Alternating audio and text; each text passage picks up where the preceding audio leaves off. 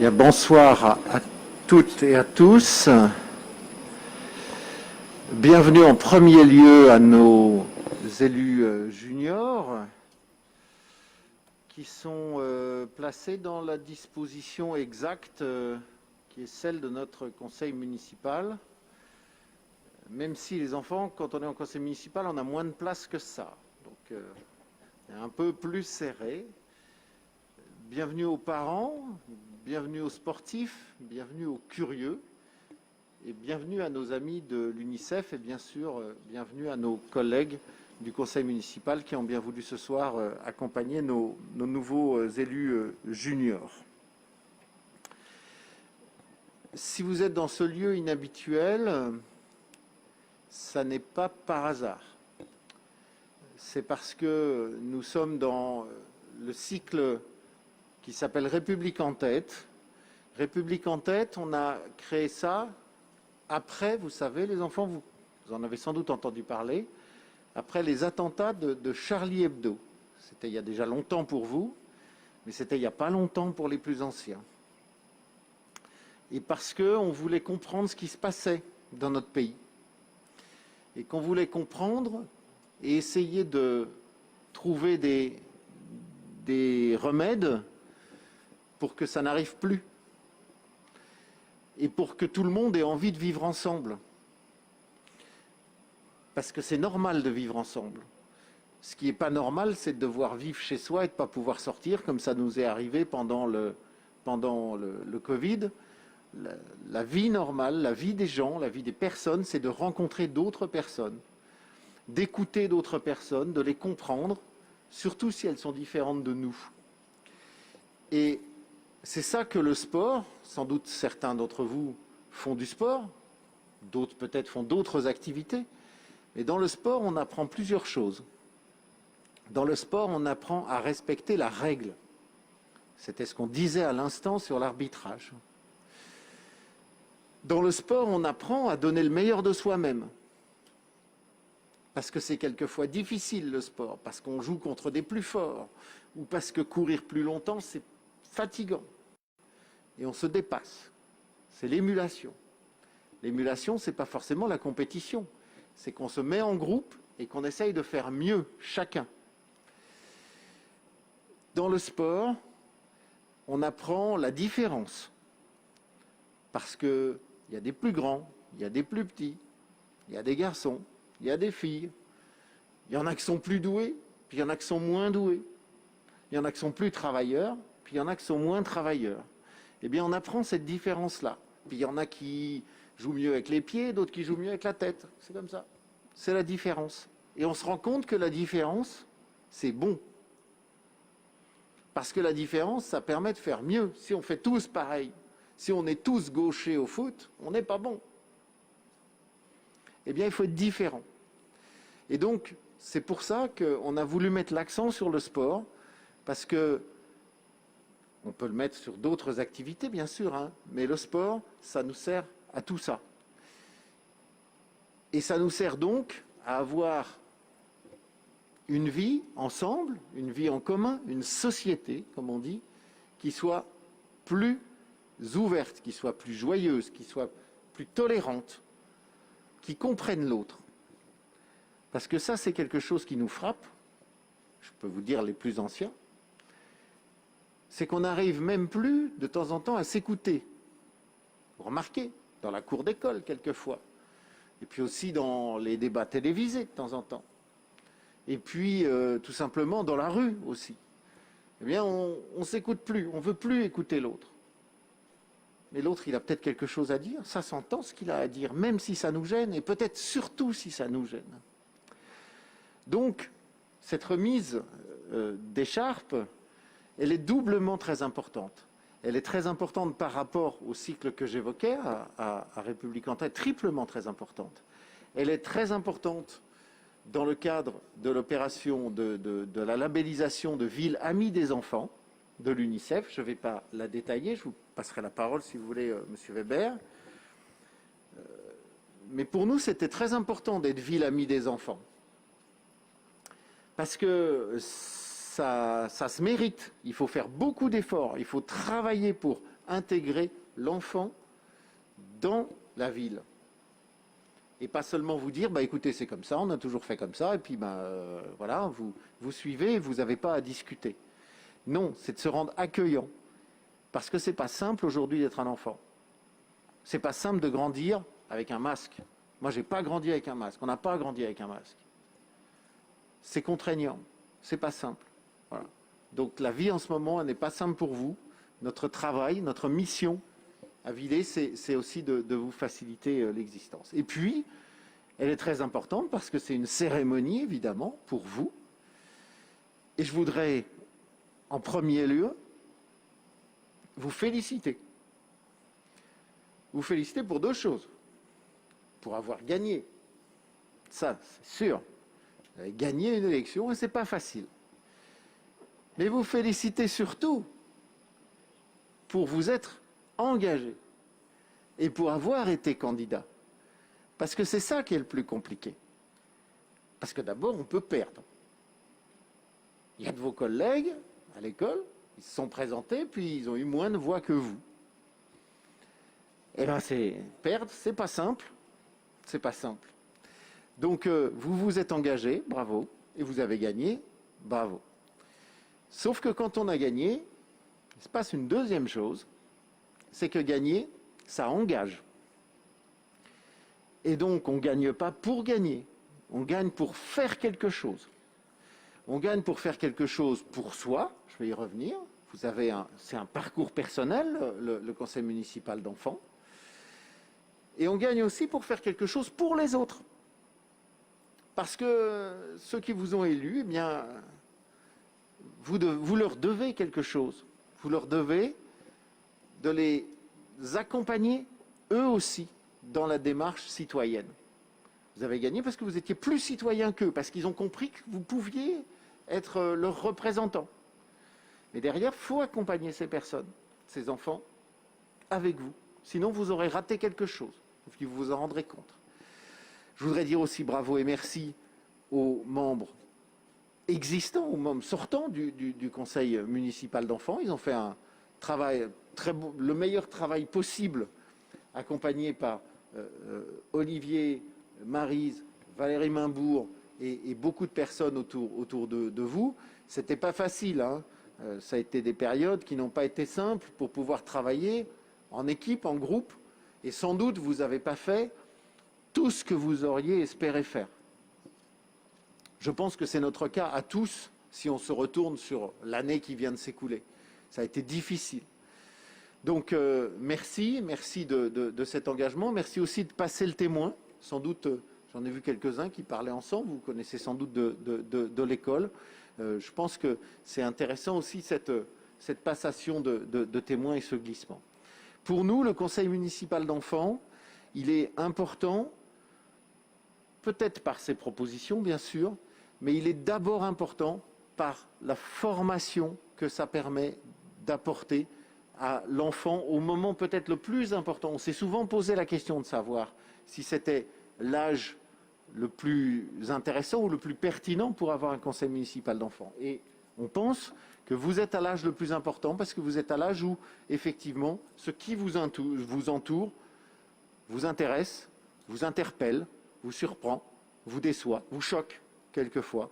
Et c'est le moment où se forme votre façon de penser, votre raisonnement. Puis après, pendant toute votre vie, vous allez changer d'avis. Et heureusement que vous allez changer d'avis. Moi, je change d'avis tout le temps.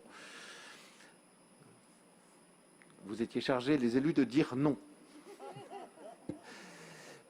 Donc je change d'avis parfois, quand c'est nécessaire, quand c'est justifié. Mais c'est ça qui est important, c'est que vous êtes partis dans le fait de construire, de contribuer à construire notre société. Ce qui me frappe, quand j'ai regardé vos profils, c'est deux choses. C'est d'abord, évidemment, on a imposé la parité. Mais je me dis quelquefois qu'on devrait presque essayer de ne plus l'imposer. Et que peut-être elle jouerait mieux que quand on doit l'imposer chez les adultes. Mais bon, pour l'instant, c'est dans nos statuts, c'est comme ça. Je constate aussi que vous avez des parcours extrêmement différents, des familles, des origines extrêmement différentes.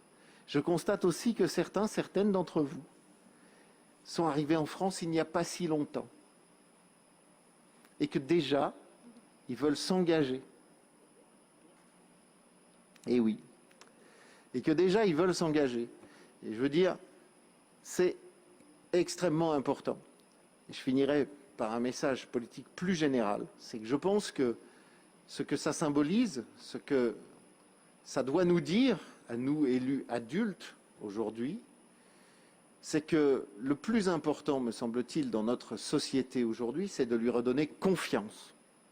Et que le jour où la majeure partie d'entre nous aura confiance dans l'avenir, mais aussi dans les autres et dans la capacité collective de donner à chacun un travail, une vie décente, un toit, une assistance quand il le faut, eh bien, je pense qu'on aura moins de problèmes de tolérance et d'acceptation des autres et d'acceptation tout court. Voilà, alors, je ne suis pas là pour vous envoyer un sermon, mais j'avais une caméra en face de moi et j'ai voulu saisir ça, et surtout j'avais vos yeux, les enfants, et je pense que si on ne fait pas ça aujourd'hui dans la société pour demain, elle souffrira beaucoup. Donc nous avons, nous aussi, adultes, une responsabilité.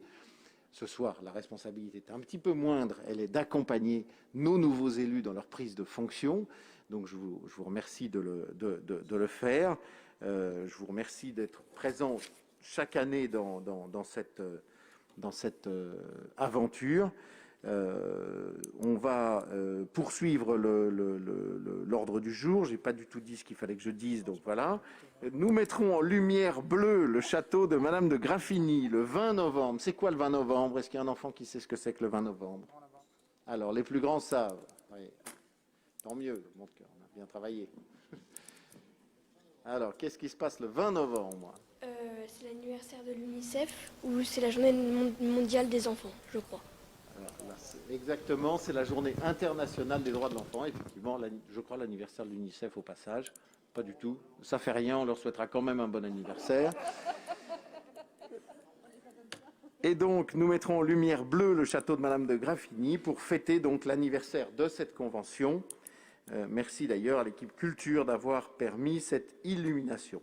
Et donc, avec une transition toute tracée, je passe la parole à Monsieur Weber de l'UNICEF.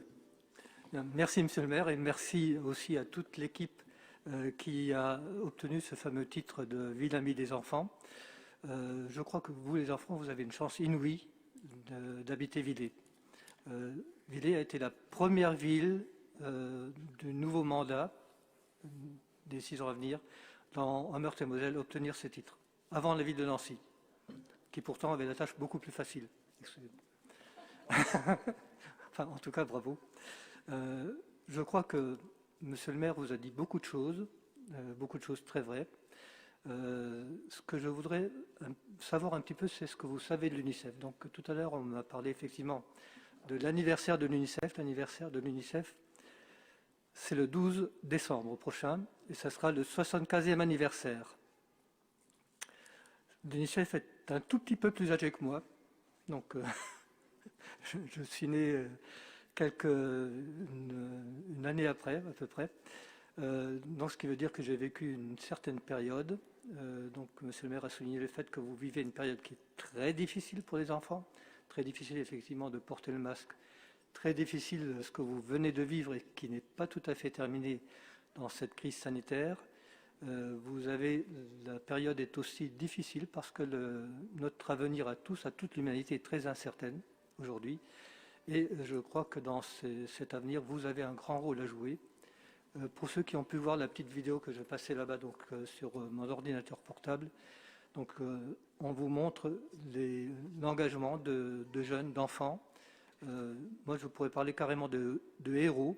Donc, ils sont engagés bien au-delà enfin, j'espère que vous aurez l'occasion éventuellement de vous engager comme ça. Donc les uns pour les réfugiés, les autres pour les migrants. Vous en avez qui sont engagés, enfin un jeune ex-enfant soldat qui s'engage pour lutter contre ce véritable fléau dans certains pays d'Afrique et puis du Moyen-Orient. Vous avez Malala Yousafzai que vous connaissez, j'espère tous. Qui ne connaît pas Malala Yousafzai? Alors, oula, il y en a beaucoup qui ne la connaissent pas. Malala Yousafzai, c'est une jeune fille qui a milité dans son pays, qui est le Pakistan.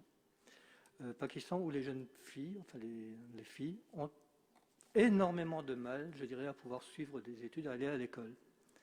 Donc, elle a tellement bien milité pour ça qu'elle a pris une balle dans la tête de la part des islamistes. Donc, heureusement, elle a pu être opérée en Grande-Bretagne, elle s'en est tirée, elle s'en est même relativement bien tirée. Elle a reçu le prix Nobel de la paix, ce qui est absolument exceptionnel pour une jeune fille de son âge. Je crois qu'elle n'avait pas 18 ans le jour où elle a reçu. Elle vient de se marier cette semaine. Bon, ça, c'est du côté des bonnes nouvelles. Sur cette vidéo, il y a aussi Greta Thunberg. Là, je pense qu'il y en a beaucoup qui la connaissent un peu plus. Hein, donc, elle est dans l'actualité. Donc, elle est dans l'actualité pour un sujet qui me tient beaucoup à cœur, c'est notre avenir à tous, donc et beaucoup plus particulièrement à vous, le vôtre, si vous voulez. C'est l'avenir de la planète qui est en jeu. Enfin, c'est l'avenir d'une planète vivable pour l'humanité qui est en jeu. Donc, au travers de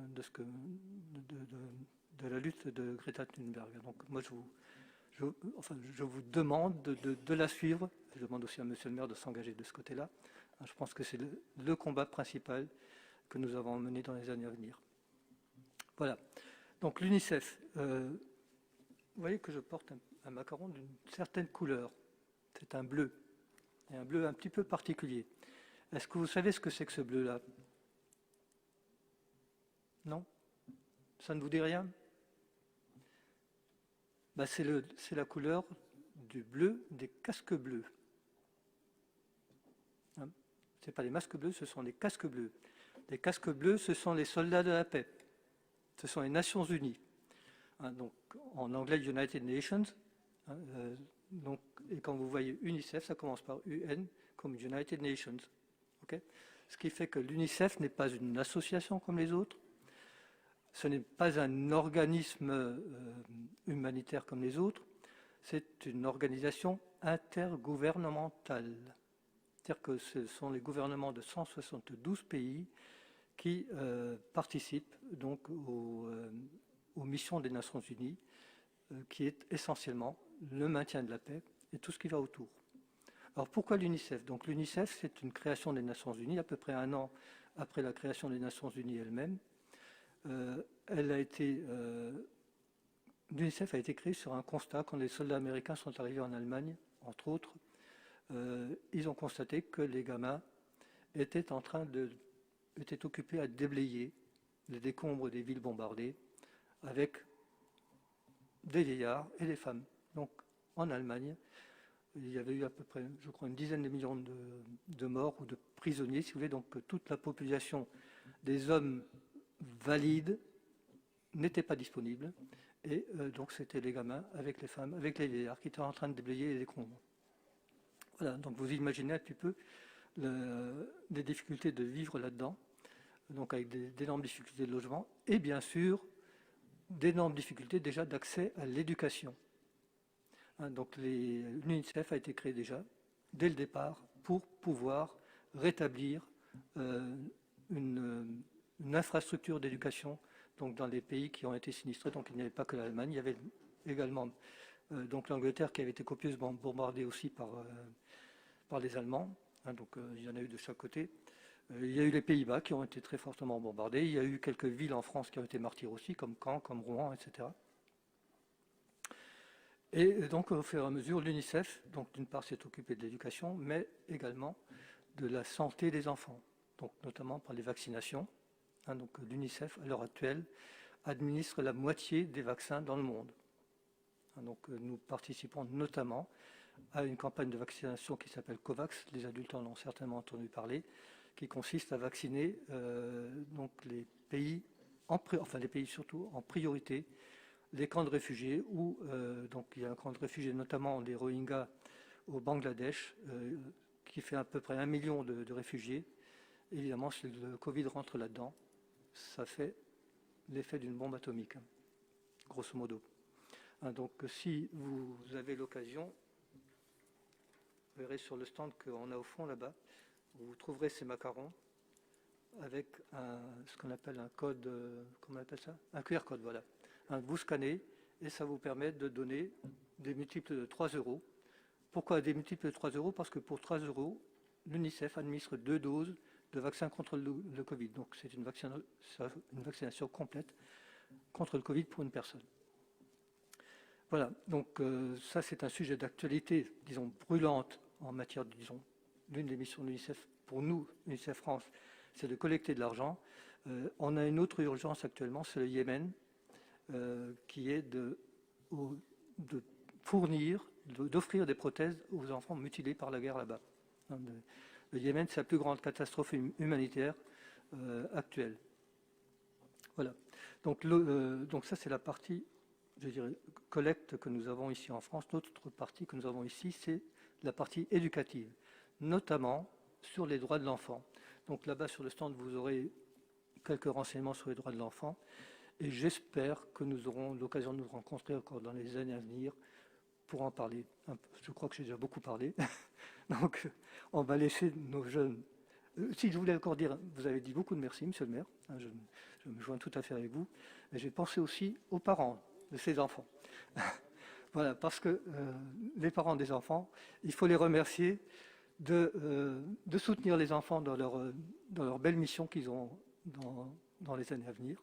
Je ne sais pas pour combien de temps ils sont élus, pour 2 ans, je crois. Oui. Donc, vous aurez du temps à passer avec eux, à les véhiculer, à les soutenir, à les aider. Donc, merci à vous.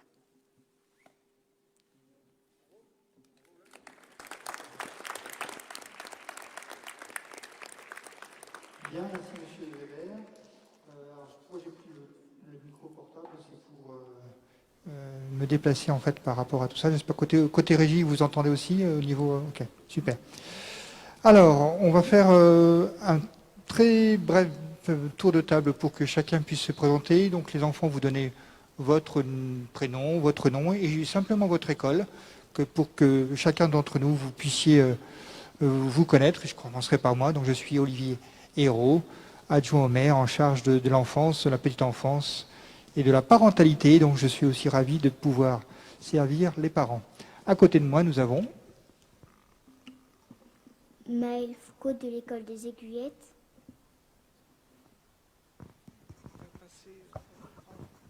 Alors moi je suis Françoise Vanson et je suis responsable au niveau du département 54 des villes amies des enfants. Je crois que je reconnais beaucoup de monde ici. Il faut que vous sachiez que Villers-les-Dancy a été la première ville reconnue ville amie des enfants pour cette nouvelle mandature, après un travail sérieux de Olivier. Voilà. Bonsoir, Valérie Rampon, je suis adjointe aux finances. Bonsoir, Nathalie Angèle, je suis conseillère municipale à la culture et conseillère départementale du canton de Laxau et de Villers. Léo Bruyel de l'école des Aiguillettes. Didier Bégoin, adjoint au maire délégué au sport et à la jeunesse. Théa Alfaza de l'école des Aiguillettes. Annie Laurin, conseillère municipale déléguée au quartier de Clairlieu. Martin Fanny Tavong, école des Aiguillettes. Merci. Bonsoir à tout le monde. Pascal Tilly, conseillère municipale déléguée à la jeunesse. Donc vous êtes des enfants, mais vous deviendrez des grands jeunes aussi. Bonjour, je m'appelle Jules Vernier et je vais aux Aiguillettes. Bertrand Fols, conseiller municipal délégué au sport. Gabriel Barbier-Georges, école du Château. Mathieu Bogas, école du Château. Alicia Lucunovic, école Albert Camus. Enaël Mabourg, école Albert Camus.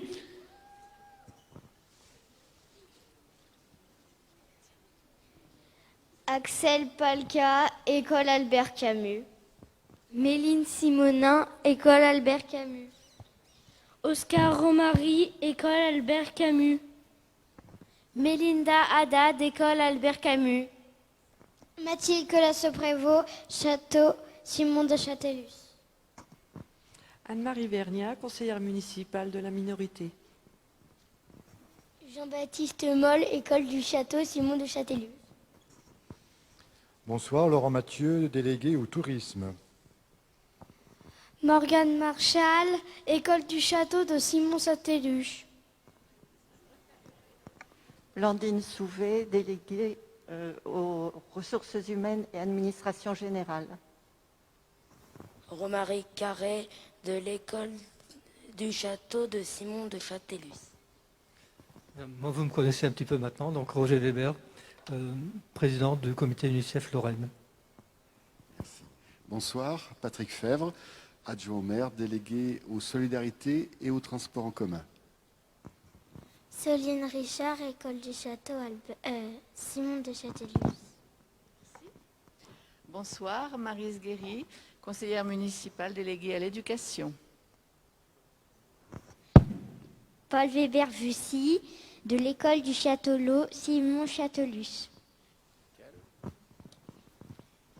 Et monsieur le maire, merci, bienvenue à chacun. Et puis on a également nos plus grands. Allez, quelques mots aussi. On va dire l'école ou pas? Ah bah. Moll Éléonore, collège Georges Schepfer. Vanus Anna, école Château de Château. Lisa Niederlander, école du château. Mathilde Robert, école Albert Camus. Arthur Witz, école Albert Camus. Julie Guala, école Albert Camus. Samy Manouli, école des Aiguillettes. Léa Richard, école des Aiguillettes. Naïla Madi, école des Aiguillettes. Rostom Chemchi, école des Aiguillettes. Tristan Chérouge, collège Schepfer. Miron Léonard, collège de la Craffe. Gontier Jules, collège Louis Armand. Merci messieurs, merci mesdemoiselles. Comme vous pouvez le voir ou entendre, donc on a des enfants qui sont partis déjà en collège, puisqu'ils terminent officiellement ce soir leur mandat. Alors je vais appeler Jules et puis Lisa pour souhaiter le mot d'accueil aux nouveaux. Jules, Lisa est là? Jules, venez. Qui commence? Bienvenue à tous. Nous sommes heureux ce soir d'accueillir les nouveaux élus juniors de la ville de Villers-lès-Nancy, ville amie des enfants. Nous souhaitons que ces 2 années à venir soient enrichissantes et porteuses de nouveaux projets. Nous réfléchirons ensemble sur ce qu'on a le droit de faire et sur ce qu'on le doit faire pour se comporter comme un citoyen de la République. Merci à vous. On peut vous applaudir. J'invite maintenant Maryse Guéry et monsieur le maire à me rejoindre pour délivrer les écharpes. Alors, eh bien on va appeler Mélinda Haddad.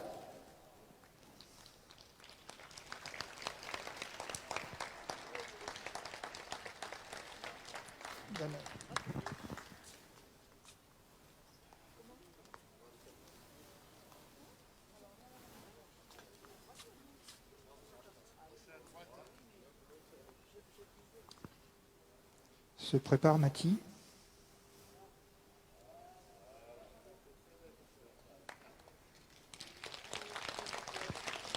J'appelle Mathie Arbogast.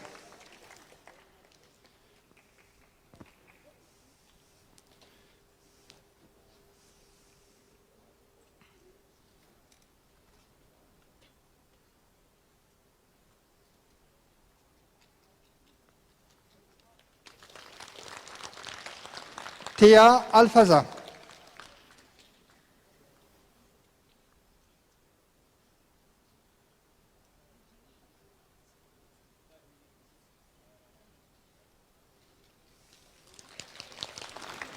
Axel Palka.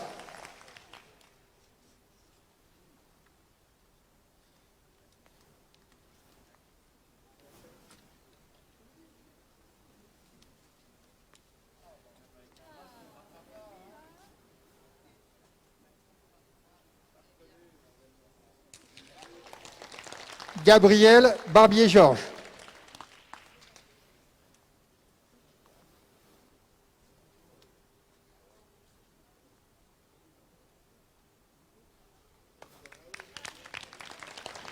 Martin Fanny-Tavon.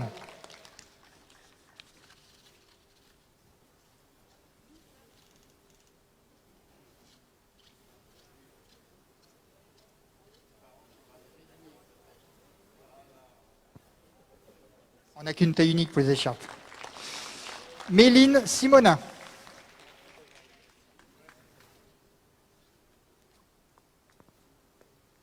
Alors, le livre qu'on vous remet, c'est un livre qui a été fait en partenariat avec Olivier Desnoyers et puis l'UNICEF sur les droits de l'enfant. On en reparlera tout à l'heure avec les enfants. Bravo Méline. Soline Richard.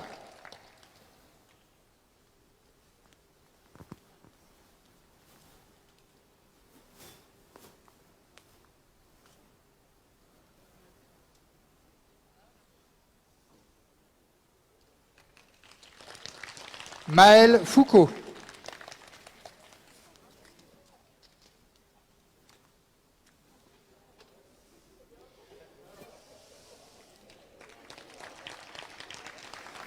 Oscar Romary.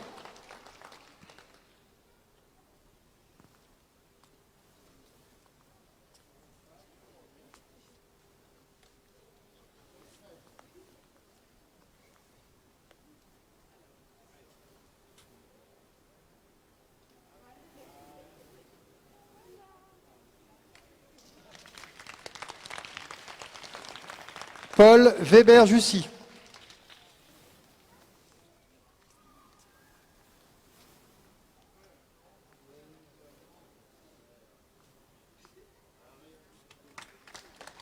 Jules Vernier. Jules Vernier, c'est à toi.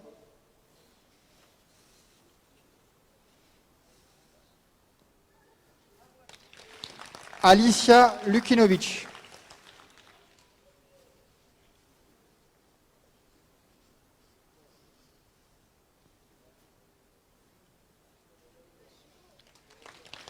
Morgane Marchal.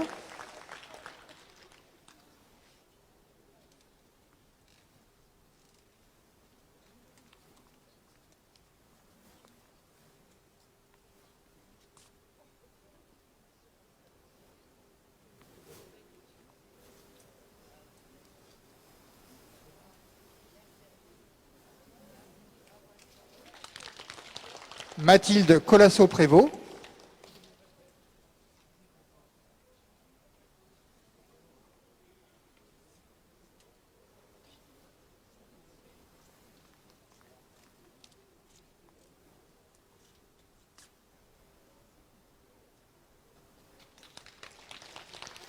Enaël Mimbourg.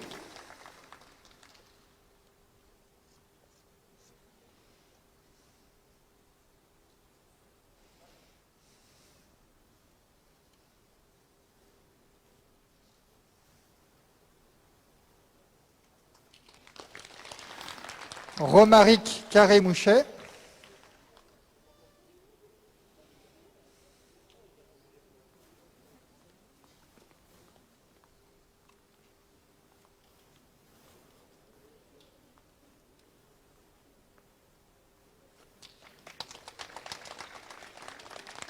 Jean-Baptiste Moll.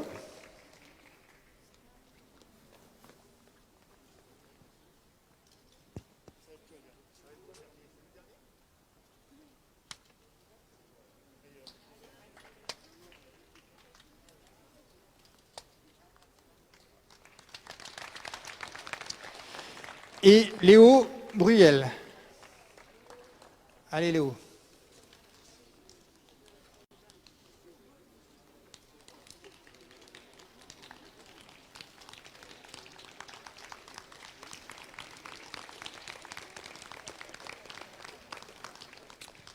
Merci. Alors les enfants, on va déjà vous mettre à contribution par la lecture de ce livre, au moins les premiers articles. Alors je vous invite à ouvrir la première page. Et puis chacun à votre tour, vous allez lire les droits de l'enfant, donc les articles qui commence à l'article numéro 1. Donc Maëlle, je te laisse lire toute cette partie-là. Tu as le droit d'être nourri, soigné et aimé. Pour que tu puisses grandir et t'épanouir, il est indispensable que tu sois entouré de personnes qui préparent tes repas, te soignent quand tu es malade et te montrent qu'ils t'aiment. Parfois, ce sont d'autres parents que ceux qui t'ont donné la vie qui s'occupent de toi.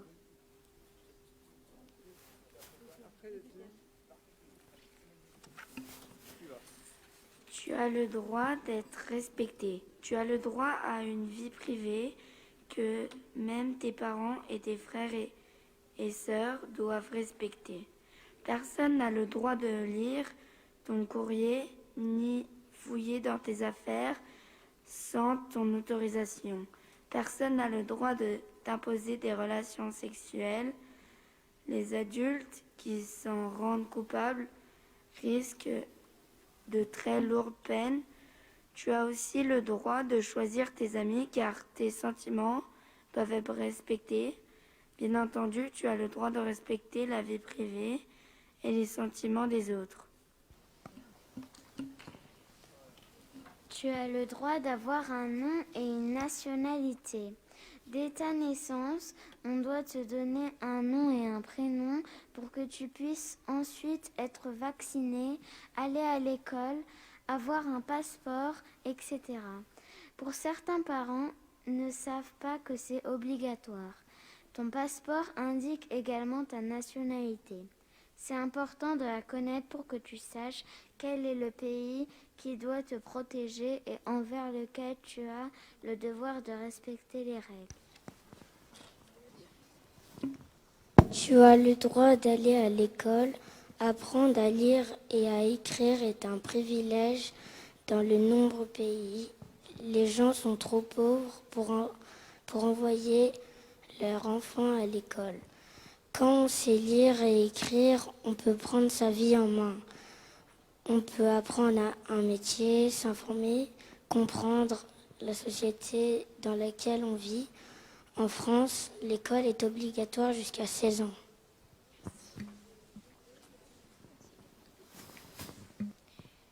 Tu as le droit de rêver, de rire et de jouer. Certains adultes oublient parfois que les enfants ne sont pas des adultes. Tu as le droit de jouer, rire et rêver parce que tu es un enfant, que le jeu est indispensable à ta croissance. Ainsi, tu seras plus tard un adulte épanoui et créatif.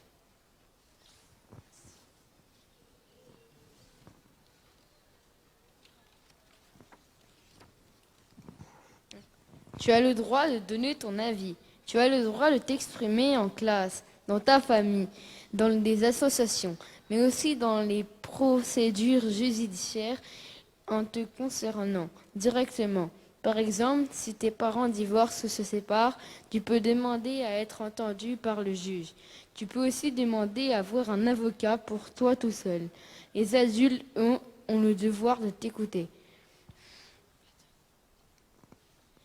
Tu as le droit à l'égalité, que tu sois fille ou garçon, handicapé ou non.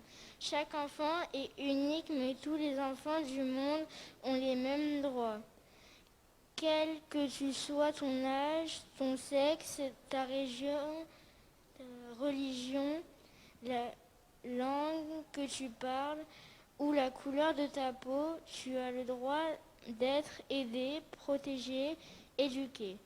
La Convention des droits de l'enfant s'applique à tous les enfants mineurs, c'est-à-dire en France jusqu'à ce que tu aies 18 ans.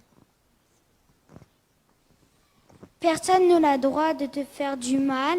Ce n'est pas parce que tu es plus jeune que les adultes qui ont le droit de me faire ce qu'ils veulent avec toi. Au contraire, tu as le droit d'être à l'abri de la violence et de la négligence. Personne, n'a pas même ta famille, pas même tes copains et copines, n'a le droit de te faire du mal. C'est écrit dans la Convention et tu peux le dire à tout le monde. Personne n'a le droit d'exploiter tant que tu n'as pas 18 ans Personne ne peut t'obliger à travailler, surtout si c'est du travail pénible et dangereux. Même si ta famille est très pauvre, tu as le droit d'aller à l'école plutôt que de travailler. Si tu apprends, ton patron doit respecter des règles très précises.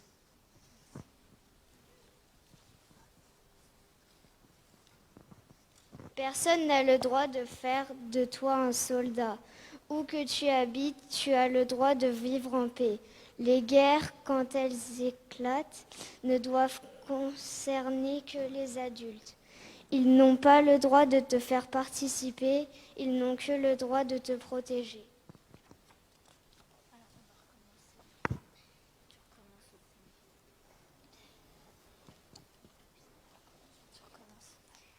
Tu as le droit d'être nourri, soigné et aimé.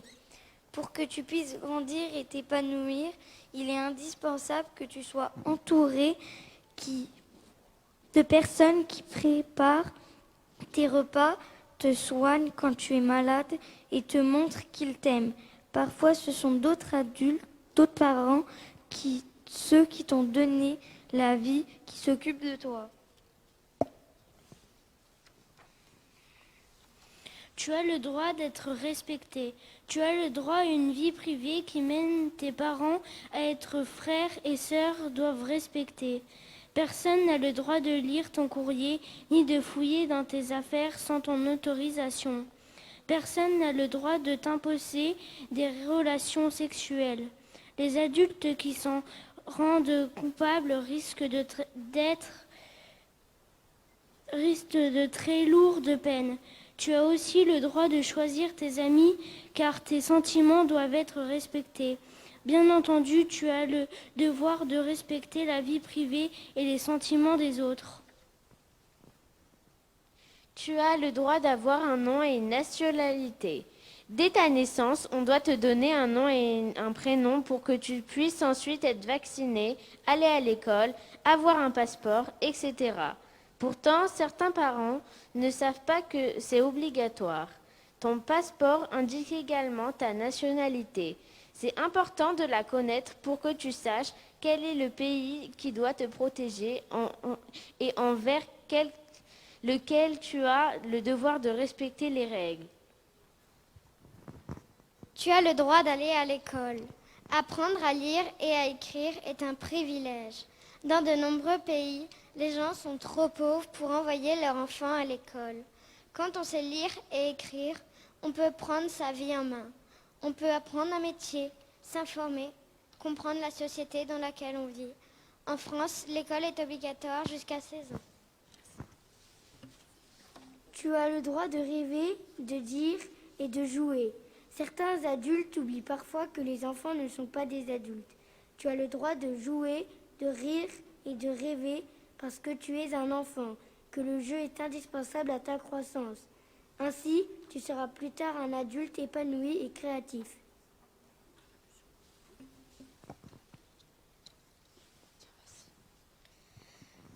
Tu as le droit de donner ton avis. Tu as le droit de t'exprimer en classe, dans ta famille, dans la association, mais aussi dans les procédures judiciaires qui te concernent directement. Par exemple, si tes parents divorcent ou se séparent, tu peux demander à être entendu par le juge. Tu peux ainsi demander à avoir un avocat pour toi tout seul. Les adultes, eux, ont le droit de t'écouter.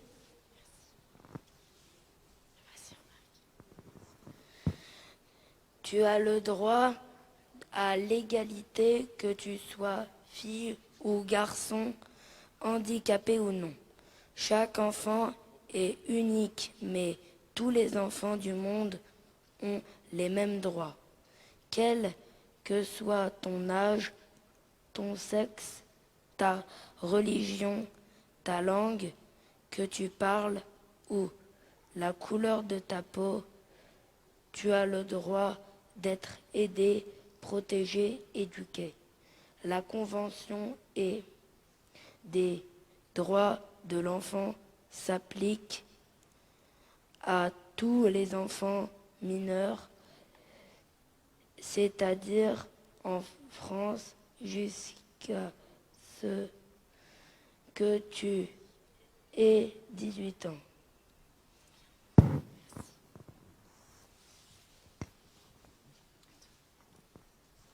Personne n'a le droit de te faire du mal. Ce n'est pas parce que tu es plus jeune que les adultes qu'ils ont le droit de te faire ce qu'ils veulent à toi. Au contraire, tu as le droit d'être à l'abri de la violence et de la négligence.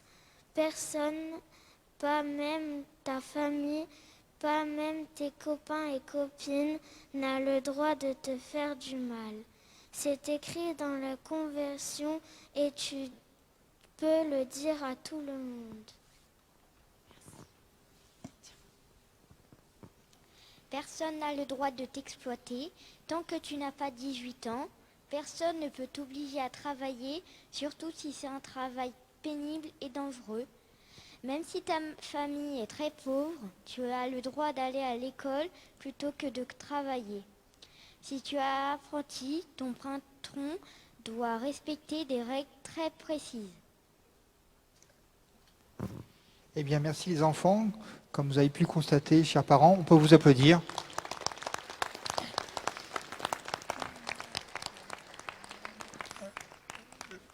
Le livre comporte 10 articles, un extrait de la Convention internationale des droits de l'enfant. Et donc, comme à l'éducation nationale, on doit répéter 7 fois les éléments. Ce soir, vous avez eu droit à 2 passages. Donc, c'est toujours important de rappeler ces droits pour les enfants.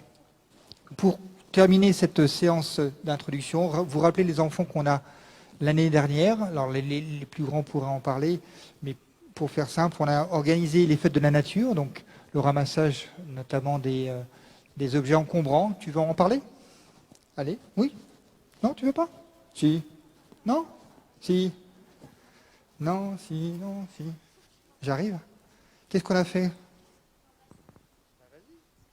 On ramasse les déchets tous les premiers dimanches du mois à Clairlieu, au skatepark et au Placieux, je crois. Très bien, bravo.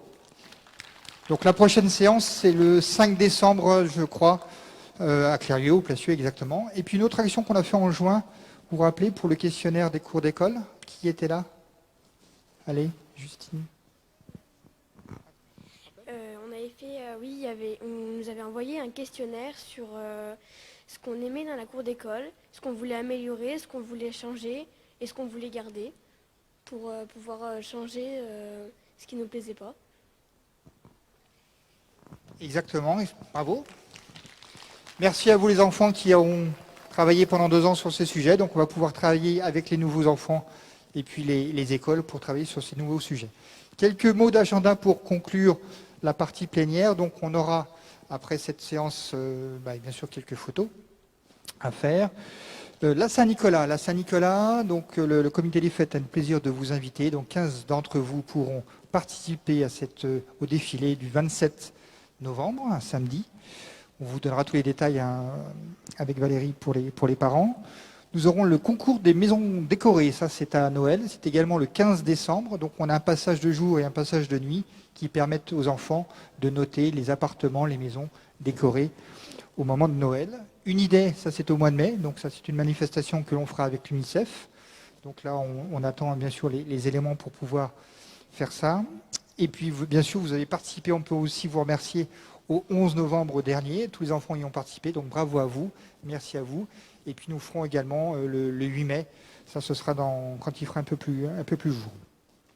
Et enfin, notre prochaine réunion, alors ça ne se passera pas ici bien sûr, ce sera le 12 janvier, c'est un mercredi, donc pour les parents on se réunit généralement une fois par mois le mercredi à 18h en salle René Baudin, une belle salle où on explique à tous les enfants présents qu'on a une série de portraits, mais je Je fais un peu de teasing, quand on ira dans cette salle, on expliquera aux enfants de quel portrait il s'agit. Voilà, merci à vous d'avoir participé à cet événement. Je vous félicite encore une fois pour cette belle élection. Et puis, eh bien, on a 2 ans de travail devant nous. Merci à vous les enfants, merci à vous les parents. Restez assis, je vais laisser la parole à monsieur le maire pour la conclusion et puis on va enchaîner sur la suite. Oui, la conclusion, elle va être très simple, c'est que je vais proposer aux nouveaux élus juniors de faire leur premier travail. On va procéder à une inauguration. Est-ce qu'on sait ce que c'est qu'une inauguration? Ah, ils ne savent pas. Eh bien, on inaugure quelque chose quand on a fait quelque chose de nouveau. Alors, soit on a construit un nouveau bâtiment. Il y a quelques années, pas loin d'ici, on a construit une nouvelle crèche, la crèche Martine Marchand. Soit on a transformé ou modernisé le bâtiment. Et on a transformé et modernisé le COSEC Marie-Marvin où vous êtes. Donc je proposerai en priorité, bien sûr, aux enfants qui le fréquentent, donc les enfants de l'école Camus, mais peut-être aussi les handballeurs et handballeuses, mademoiselle Alicia Lukinovic, et puis il y en a peut-être d'autres qui sont handballeurs ou handballeuses, pardon, dans le conseil municipal d'enfants, de venir avec moi et on va dire quelques mots pour inaugurer ce nouveau gymnase, ce nouveau COSEC, comme on dit, c'est un nom bizarre, et qui s'appelle du nom de Marie Marvin. Qui connaît Marie Marvin? Marie Marvin, elle a fait plein de trucs. Elle était aviatrice, sportive, aventurière, elle a écrit des tas de trucs, et elle est un des symboles, de comment on peut être à la fois une femme et d'être complètement dans toute son acception, professionnellement, sportivement, personnellement, accomplie. Aujourd'hui, ça paraît un peu plus normal, mais à l'époque, c'était encore très rare. Et je le dis notamment pour les filles qui sont ici, vous devez quelque chose à Marie Marvin. Puis je le dis pour les garçons, regardez ce qu'elle a fait et considérez que les filles, c'est quand même pas mal aussi. Voilà. On va rester dans les délais, on va libérer, s'ils le souhaitent, nos partenaires et amis de l'UNICEF. On vous garde tous parce que c'est une magnifique fête que de pouvoir aujourd'hui inaugurer ce nouveau COSEC. Ça a été long, ça a été attendu, mais ça, je vais vous le dire dans une minute.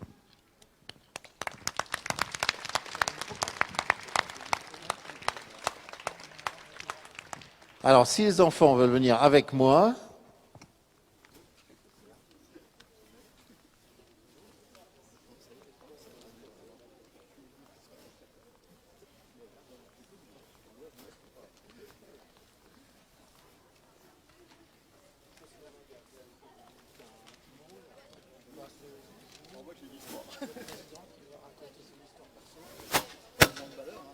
allez.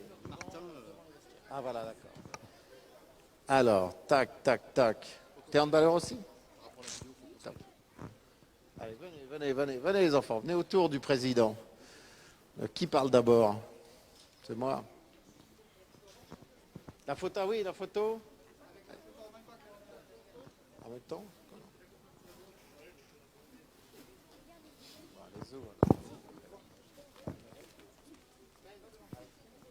Groupe Hirt. Faut se rapprocher si tu veux être sur la photo, parce que c'est la photo. Et on enlève le masque si on fait rapidement.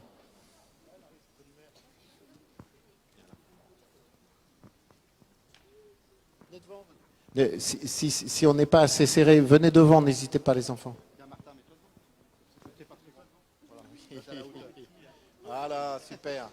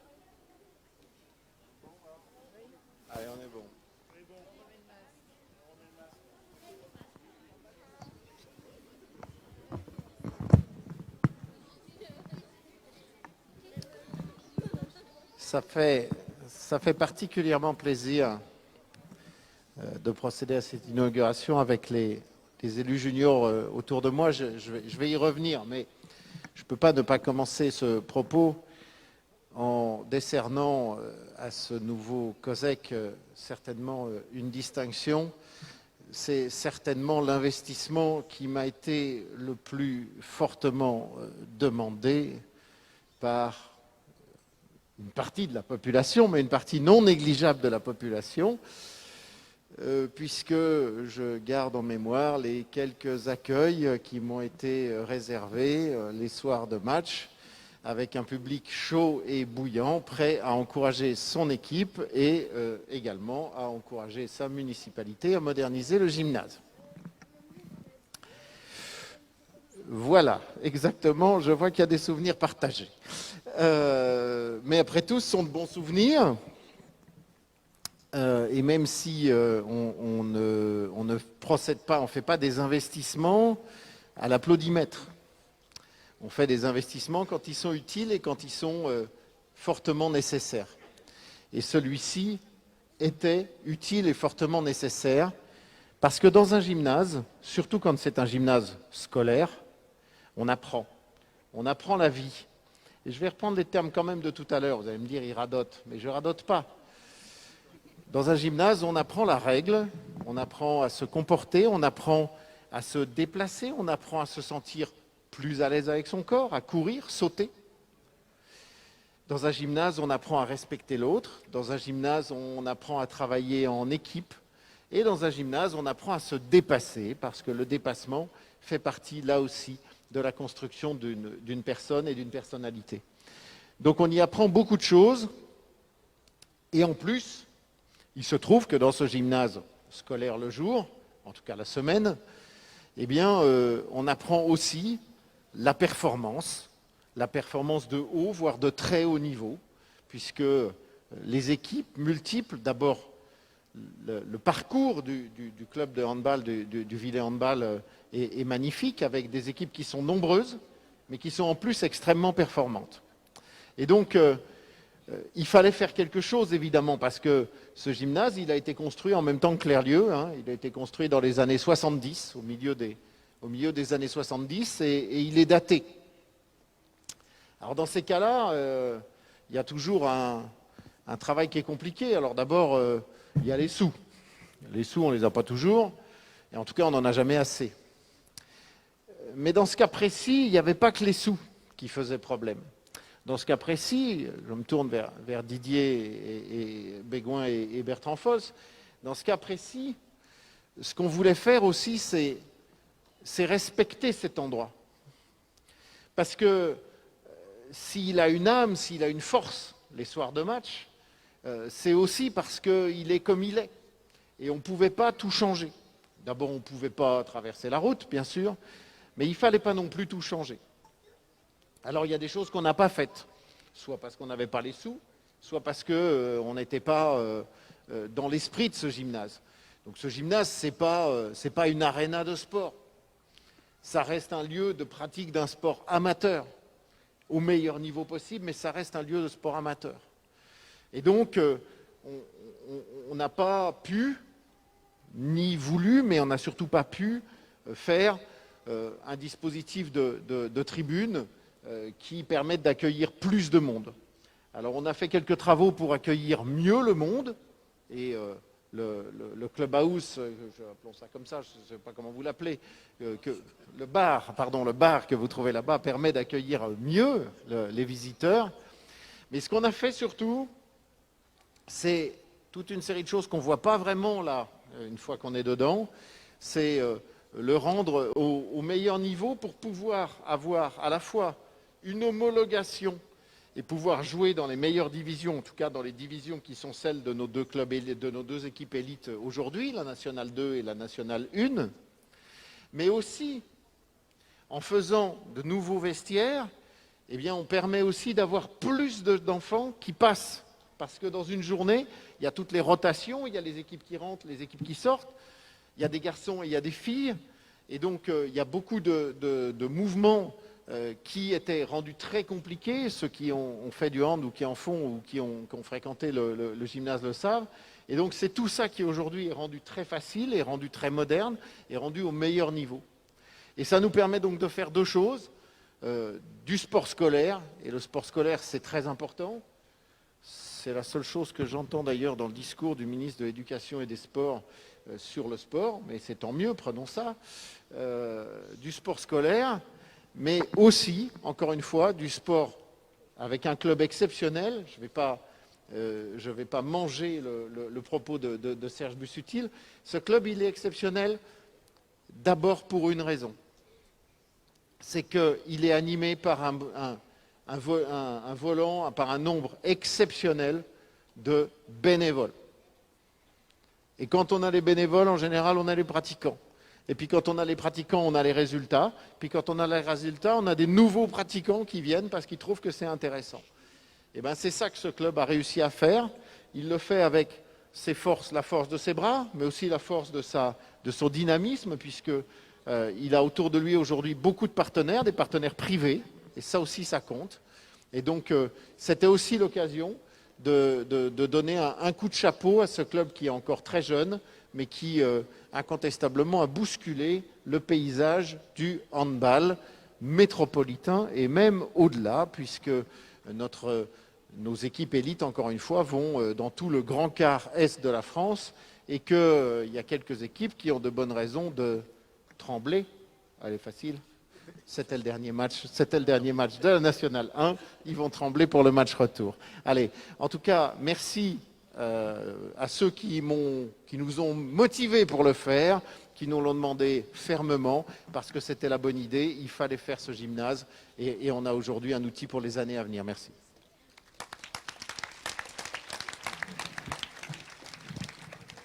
Moi, je suis moins grand, donc bonjour à tous.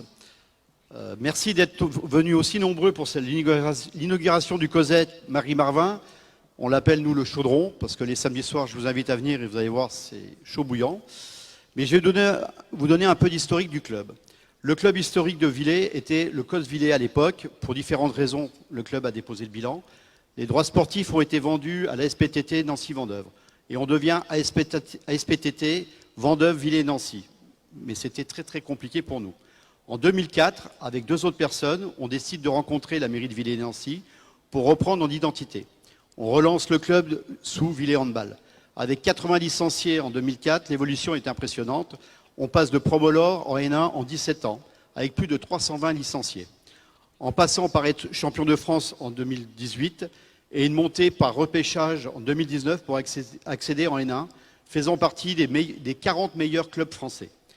La Fédération française m'appelle le 8 mai 2019 pour avoir mon accord pour accéder au 3e niveau le plus haut, la N1.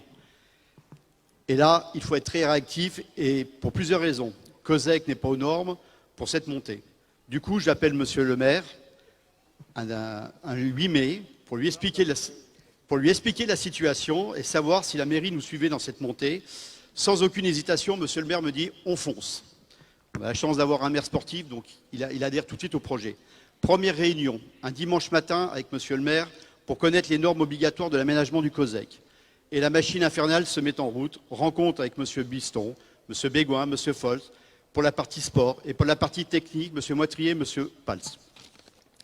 Une personne du club qui connaît aussi bien le sujet, c'est Mickaël Rigolo qui nous a aidés dans ce projet. Voilà. Je tiens à remercier monsieur le maire, ses élus, le service des sports, service technique, l'énorme effort que vous avez donné au Villers Handball pour son nouveau confort et surtout nous permettre de pouvoir évoluer en National 1. Merci et rendez-vous à tous dès samedi 18h30 pour assister au match de N2 filles à 19h contre Alkirch et à 21h contre la N1 de Célestat. Donc c'est les Alsaciens, j'ai marqué, j'espère que nos collectifs vont savourer les bretzels, j'espère qu'on gagnera. Voilà. Merci à tous et bonne soirée.